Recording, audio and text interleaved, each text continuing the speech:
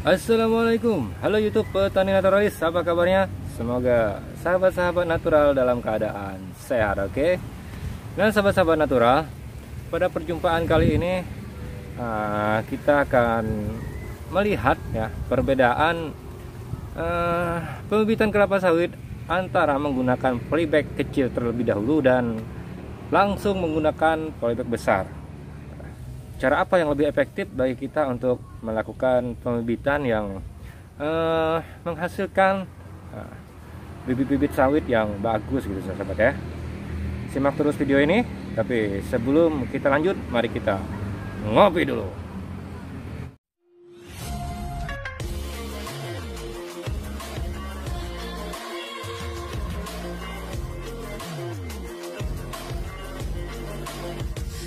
Sahabat natural, pada pembibitan kelapa sawit kebanyakan dari kita petani langsung menggunakan polybag besar. Begitupun kita juga langsung menggunakan polybag besar ya. Namun ada beberapa waktu kita menggunakan polybag kecil dan hasilnya itu sangat berbeda sahabat-sahabat ya. Kenapa? Dari segi perawatannya menggunakan polybag kecil itu lebih efisien ya. JT-nya atau gagal tumbuh itu sangat sedikit sahabat-sahabat dibanding dengan menggunakan polybag besar, yang mana pada saat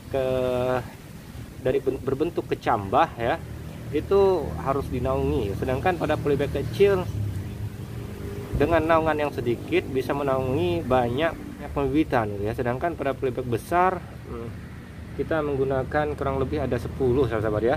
Itu jika 10 itu sudah banyak sahabat ya. Jika menggunakan polybag kecil, 10 polybag besar itu sudah memuat tempat kurang lebih 80 pembibitan kelapa sawit.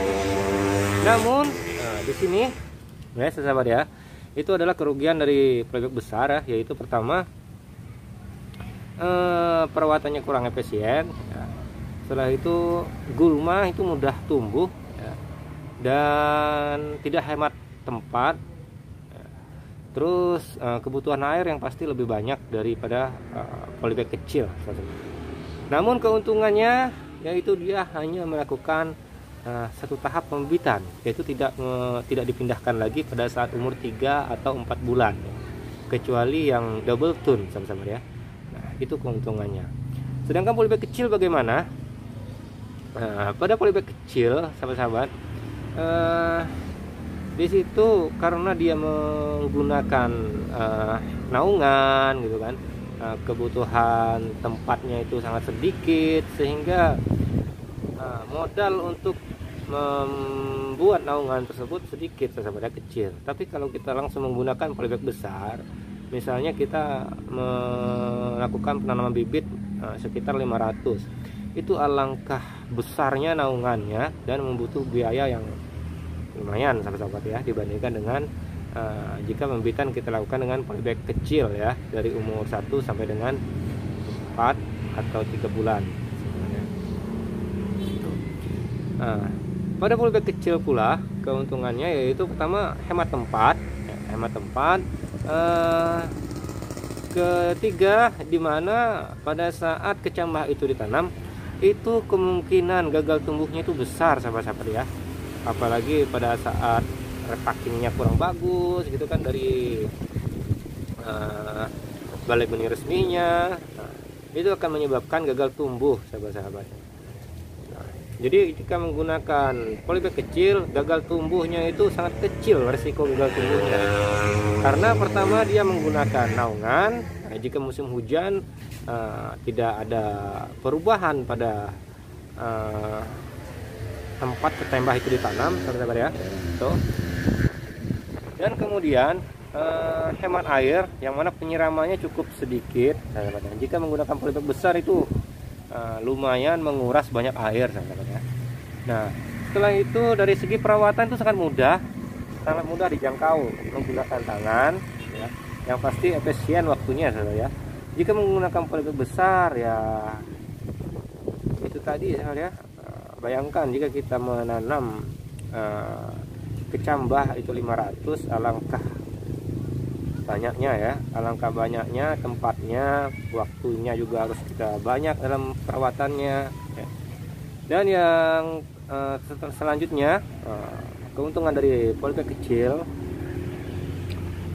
pemberian pengisiranya pun hemat, ya, hemat.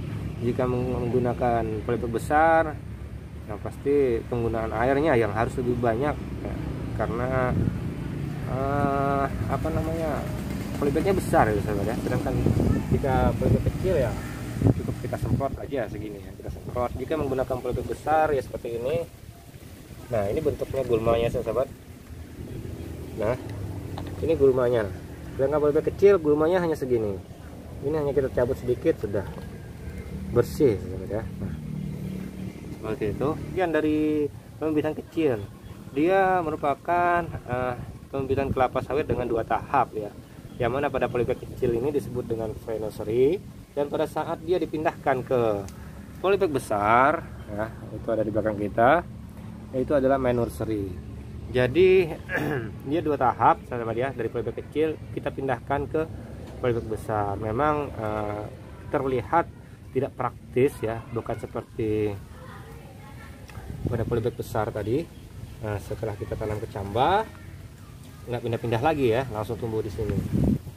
Namun kekurangan tersebut juga memberikan hasil yang maksimal dalam pembibitan kelapa sawit sahabat ya.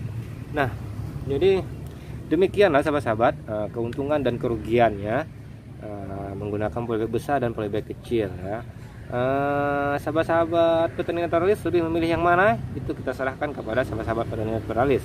Jika menurut sahabat petani naturalis yang lebih bagus itu adalah menggunakan polybag kecil terlebih dahulu dari umur 1 sampai dengan 4 bulan, monggo dilakukan. Jika menurut sahabat-sahabat petani naturalis, wah itu ribet harus 2 kali melakukan pekerjaan, langsung aja ke polybag besar, silahkan.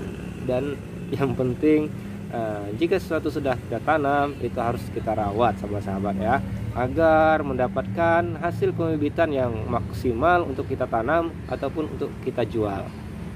Seperti itu sahabat-sahabat petani naturalis. Dan sahabat naturalis, di akhir video jangan lupa terus dukung channel ini dengan klik tombol subscribe-nya dan share seluas-luasnya.